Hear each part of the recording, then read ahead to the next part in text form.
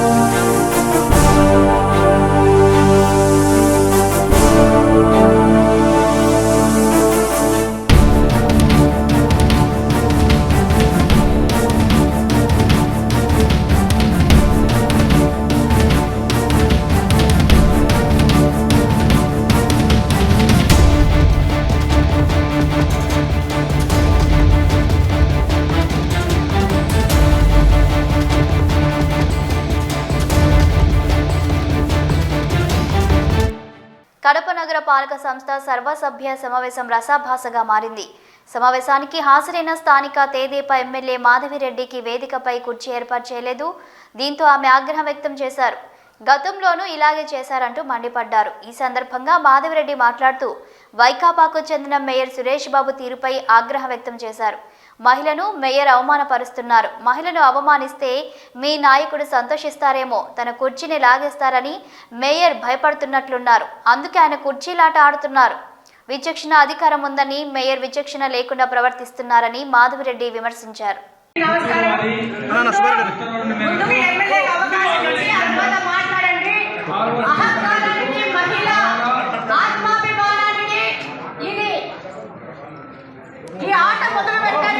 మీరు పక్కరండి, సైడ్కి రావాలమ్మా.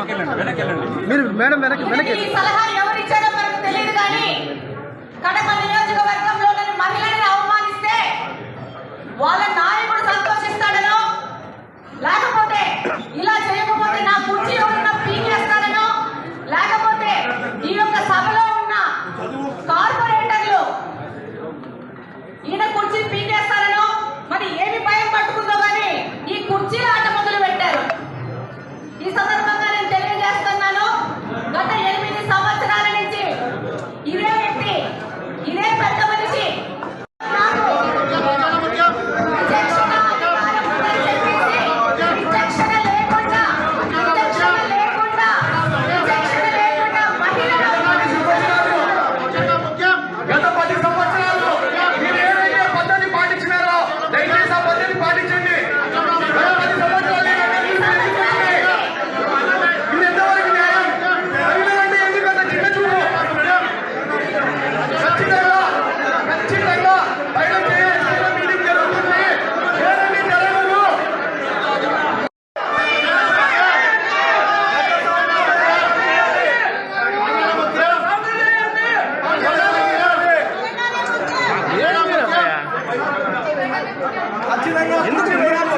నువ్వు కొత్తగా వచ్చినట్టే ఎందుకు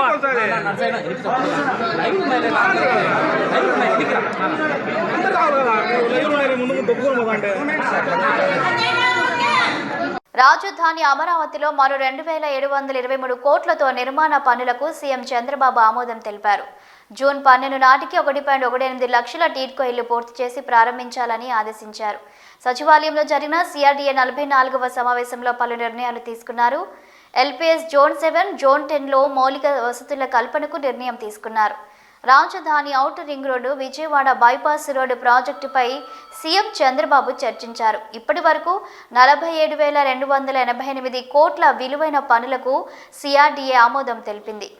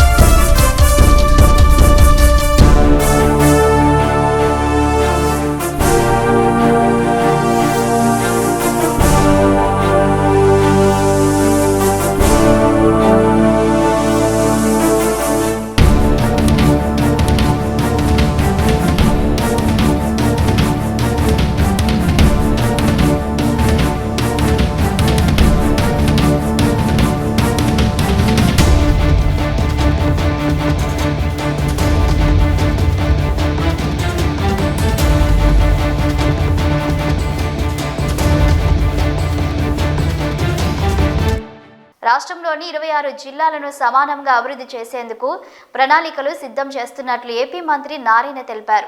అమరావతిలోని రాష్ట్ర సచివాలయంలో నిర్వహించిన మీడియా సమావేశంలో ఆయన మాట్లాడారు.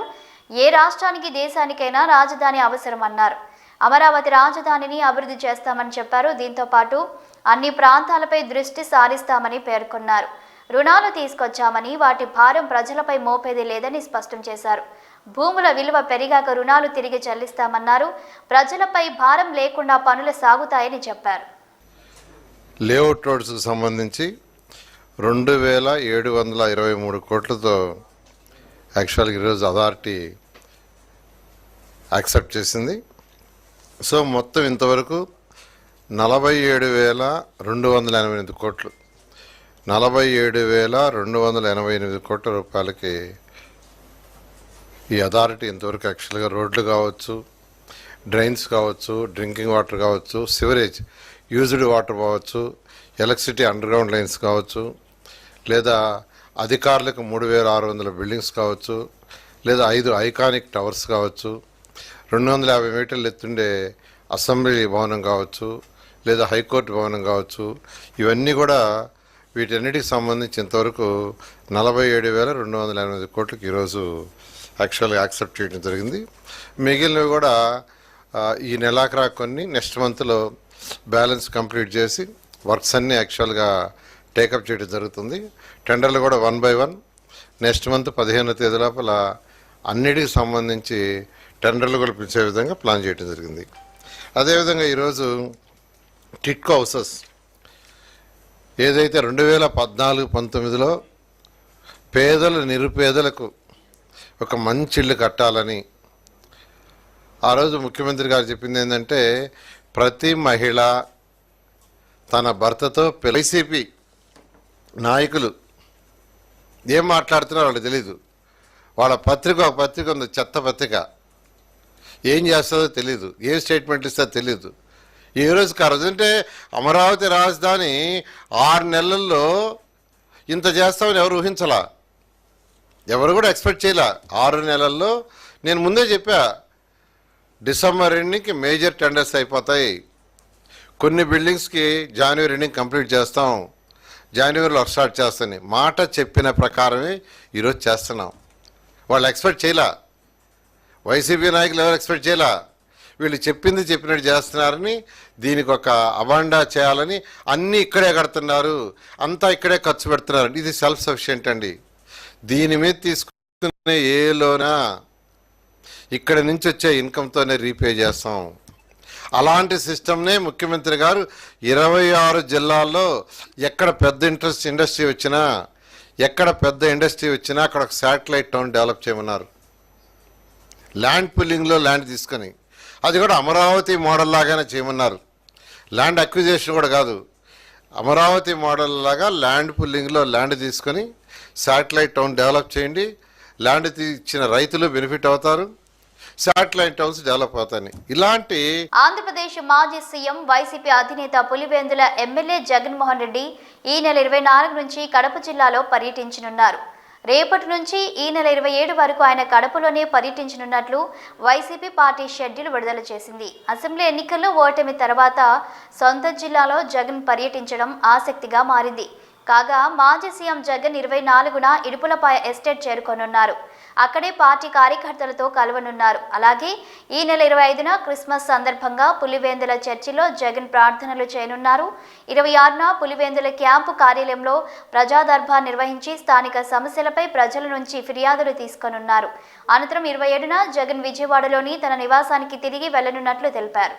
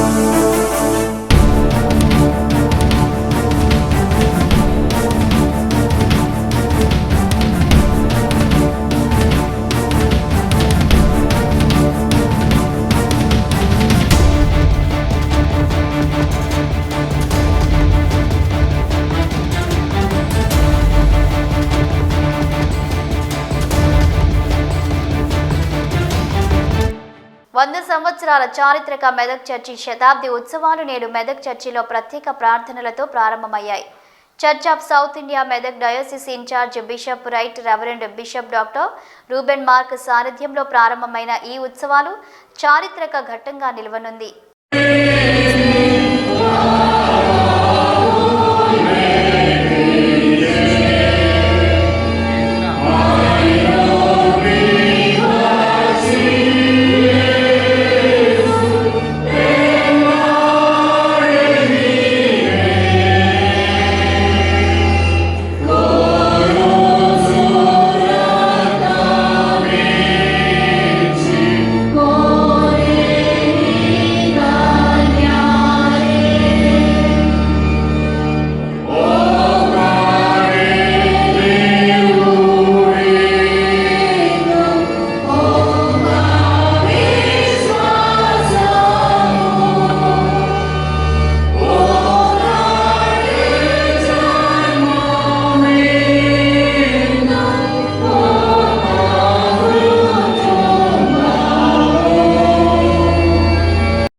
హైదరాబాద్లోని సోమాజిగూడ ప్రెస్ క్లబ్లో ఏర్పాటు చేసిన సమావేశంలో ఏసీపీ విష్ణుమూర్తి మాట్లాడారు.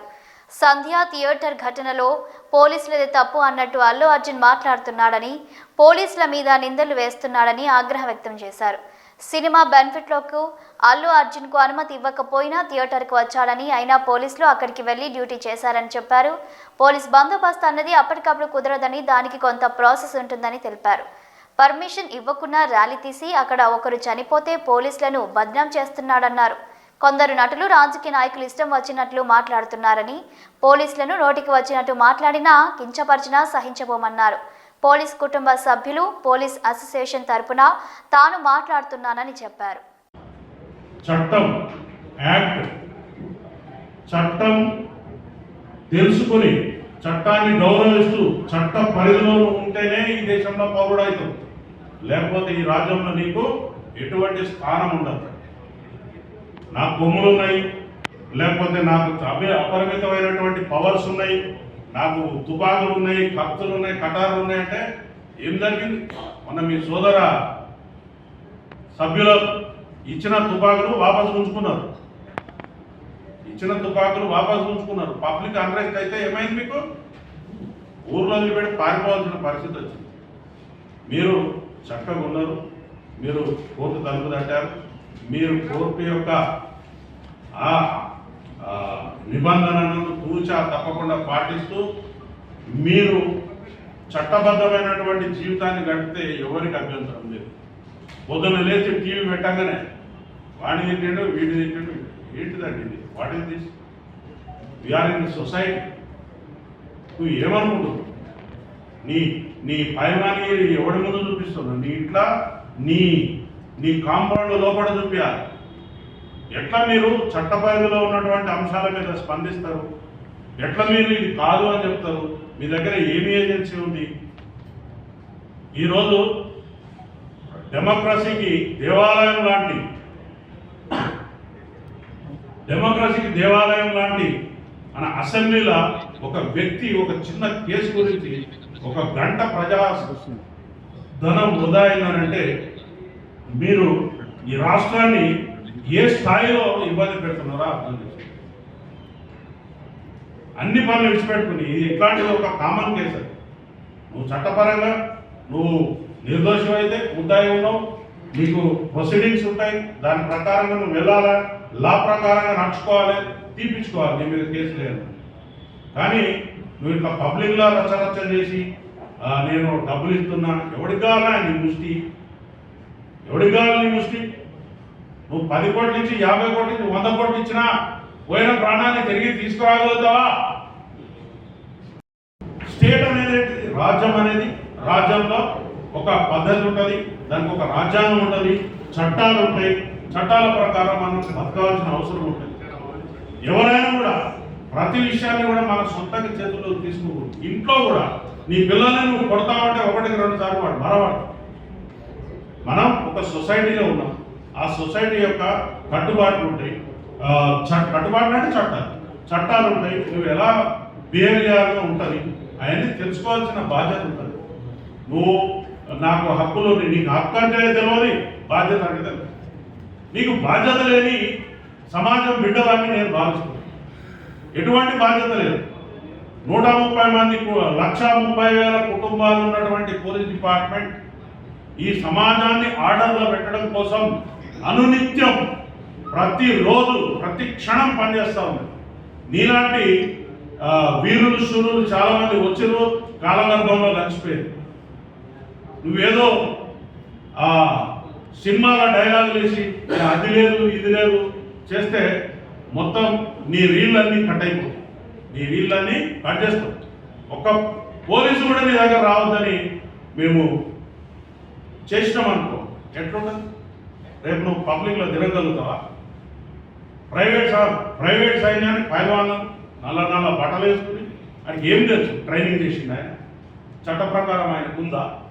చట్ట ప్రకారం ఆయనకు తుపాకులు పట్టుకుని నీ వెనకాల పబ్లిక్ని దొమ్మిలో తోసుకొనిపే అధికారం ఉందా? మీకు లేదు. చక్కగా సన్నాయి నొక్కులు నొక్కుతా ఉన్నారు అక్కడ వచ్చి. మీరు అసలు రెస్పాన్సిబిలిటీ లేదు, నీకు పబ్లిక్ రెస్పాన్సిబిలిటీ లేదు. వచ్చినావు ఈ జూబ్లీ హిల్స్ లాంటి తెలంగాణ గడ్డకు హృదయం లాంటి జూబ్లీ హిల్స్ లా రూపాయలు ఖర్చు పెట్టకుండా భూమి జాగ్రత్త వచ్చినాయి. అవి పబ్లిక్ పైసలు, ప్రజల యొక్క సొమ్ము. నువ్వు ఒక ఇండస్ట్రీని డెవలప్ చేస్తావని చెప్పి మీకోసం మా త్యాగాల మీద మేము ఇచ్చిన సొమ్ము తీసుకున్నారు. ఎంజాయ్ చేయండి, కట్టుకున్నారు, లీజ్ అయినా ఉండండి. కానీ మీరు అక్కడ ఎటువంటి దుర్మార్గాలు చేస్తున్నారు అంటే అడిగేటోడు లేడని, క్వశ్చన్ చేసేటోడు లేడని మీ ఇష్టం వచ్చినట్టు నాటకాలు చేసుకుంటూ పోతే సమాజం అమెరికాలో మరో తెలుగు విద్యార్థి ప్రాణాలు కోల్పోయారు. హన్మకొండ జిల్లా కమలాపూర్ మండలం మాదన్నపేటకు చెందిన బండి వంశీ అనుమానాస్పద స్థితిలో మరణించాడు. అతడు ఉంటున్న అపార్ట్మెంట్లోని గ్రౌండ్ ఫ్లోర్లో ఉన్న కారులో శవమై కనిపించారు. ఎంఎస్ చదివేందుకు గత ఏడాది ఆయన యుఎస్ వెళ్లారు. వంశీ మృతదేహాన్ని త్వరగా స్వదేశానికి రప్పించాలని తల్లిదండ్రులు కేంద్ర మంత్రి బండి సంజయ్కు విజ్ఞప్తి చేశారు.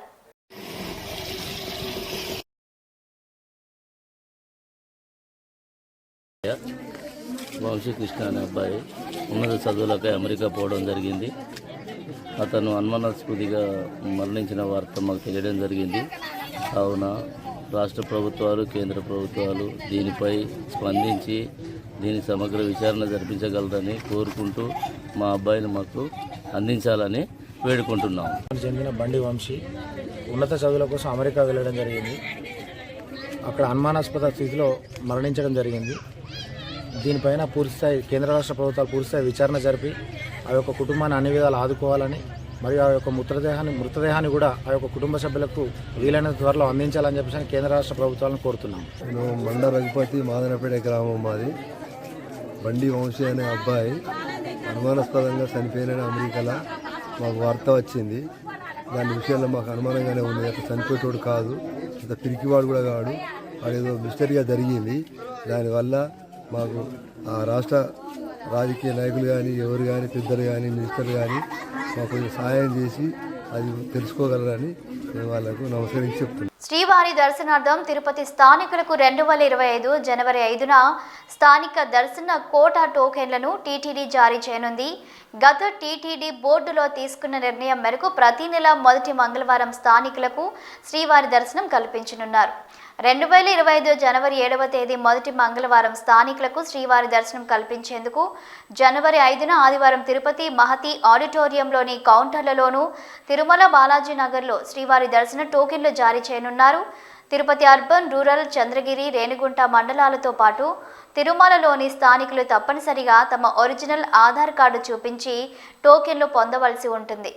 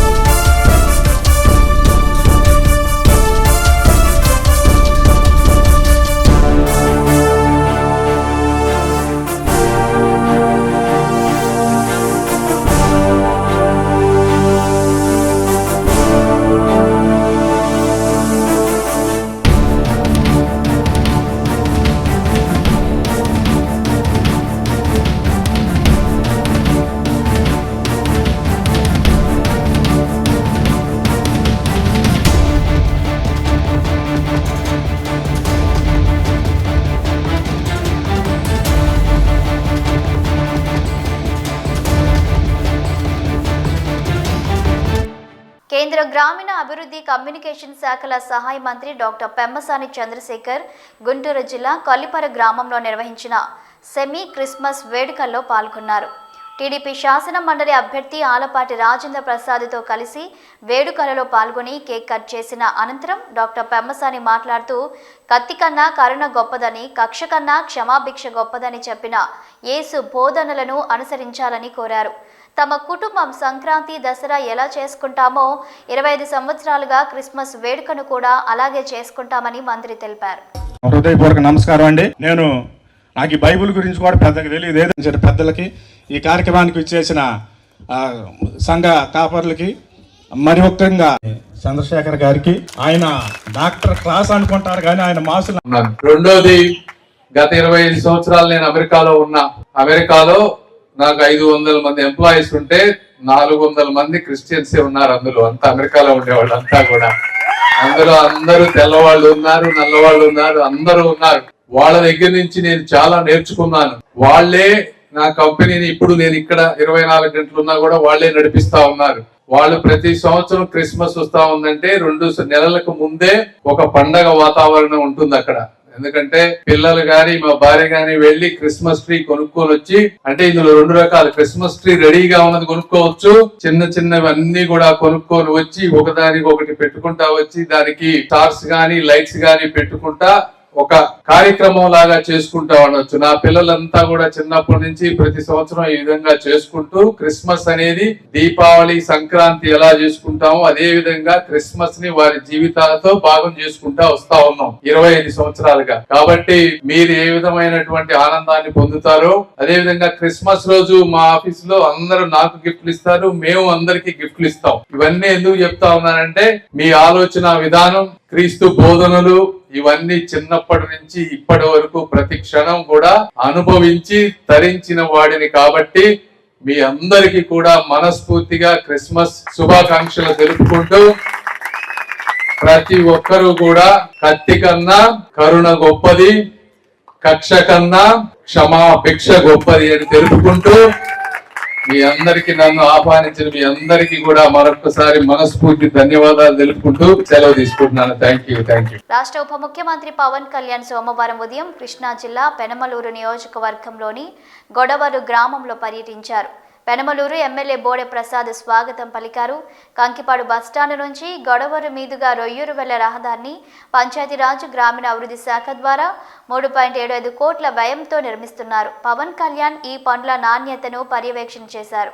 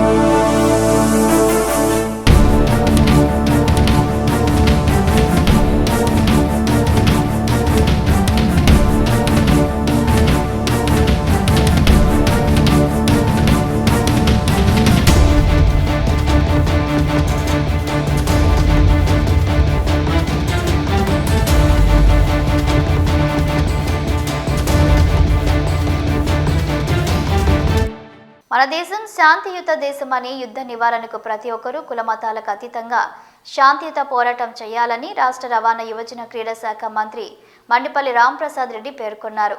రాయచోటి పట్టణంలోని జూనియర్ కళాశాల గ్రౌండ్ నందు సేవ్ ఎర్త్ నో వార్ అనే కార్యక్రమం నిర్వహించారు. ఈ కార్యక్రమానికి ముఖ్య అతిథిగా హాజరైన రాష్ట్ర రవాణా యువజన క్రీడా శాఖ మంత్రి మండిపల్లి రాంప్రసాద్ రెడ్డి మాట్లాడుతూ యుద్ధం వల్ల అనేక అనర్థాలు జరుగుతాయని, మన దేశం శాంతి సామరస్యానికి నిలయం లాంటిదని, ప్రతి ఒక్కరూ ఎలాంటి విపత్తు జరిగినా శాంతియుత వాతావరణంలో ఎదుర్కోవాల్సిన అవసరం ఎంతైనా ఉందన్నారు. 1947 సంవత్సరంలో మహాత్మా గాంధీ గారి హయాం నుంచి మనం శాంతియుత మార్గంలో నడుచుకోవడం జరుగుతుందన్నారు. ఎన్నో దేశాలలో యుద్ధాలు జరిగి ప్రాణ ఆస్తి నష్టాలు జరిగినప్పటికీ మన దేశంలో ఎటువంటి విపత్తులు జరగకుండా శాంతియుత మార్గంలో నడవడం జరుగుతుందన్నారు.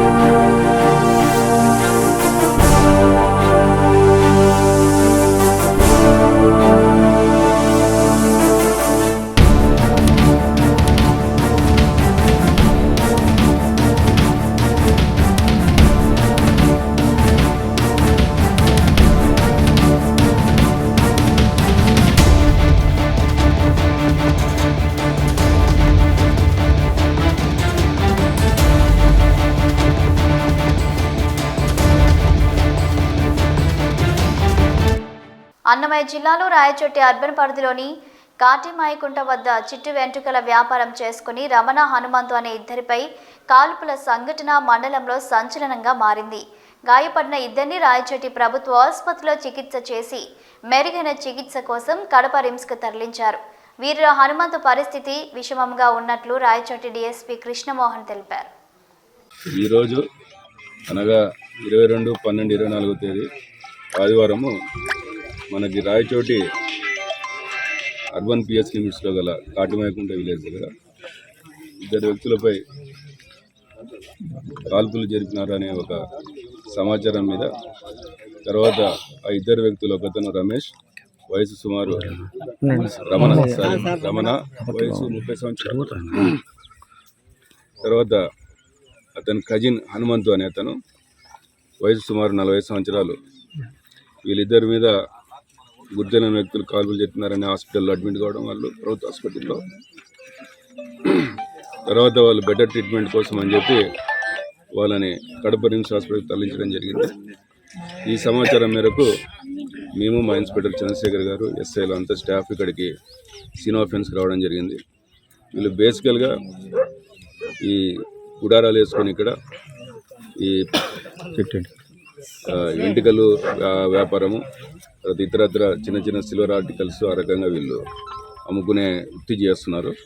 ఇక్కడికి వీళ్ళని విచారిస్తే సుమారు ఒక 10 రోజుల కిందట ఇక్కడ వచ్చినారని చెప్పి తెలిసింది. బేసికల్గా వీళ్ళది నామాలకుంట సమేపల్లి మండలం వీళ్ళది. ఈ క్రమంలో మేము అన్ని కోణాల్లో దర్యాప్తు చేస్తూ ఉన్నాము. ఇది ఏ రకంగా జరిగింది, ఇది నిజంగానే కాల్పుల సంఘటన లేకపోతే ఏమి, వీళ్ళిద్దరి మధ్యన ఏదైనా ఉందా, ఇవన్నీ కూడా మేము దర్యాప్తులు తేలుతాయి. దర్యాప్తు అయిన తర్వాత మేము నిజ నిజాలను నిర్ధారించడం జరుగుతుంది. Thank you. ఇప్పుడు వీళ్ళిద్దరు గాయపడాలన్న పరిస్థితి విషమంగా ఉంది. ముఖ్యంగా హనుమంత్ అనే వ్యక్తిది. అతను ప్రస్తుతం కడప రిమ్స్ హాస్పిటల్లో చికిత్స పొందుతూ ఉన్నారు.